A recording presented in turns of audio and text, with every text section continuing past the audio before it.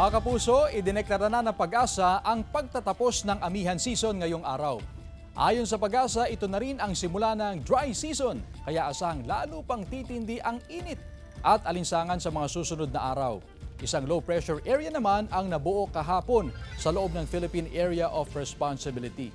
Sa pinakuling datos ng Pag-asa, namataan ng LPA sa layong 350 kilometers silangan ng Southern Mindanao. Sa ngayon, mababa ang tsansa nitong maging bagyo pero inasang lalapit sa lupa at magdudulot ng maulang panahon lalo na sa silangan ng Visayas at Mindanao. Kasabay nito ang patuloy na pag-iral ng easterlies na magdadala naman ng mainit na panahon. Pero mananatili ang posibilidad ng thunderstorms lalo na sa hapon at gabi. Base naman sa rainfall forecast ng Metro Weather, may tsansa ng ulan sa Cagayan, Isabela, Apayao, Abra, Ilocos Provinces at Benguet. Posible rin ang ulan sa ilang pang bahagi ng bansa.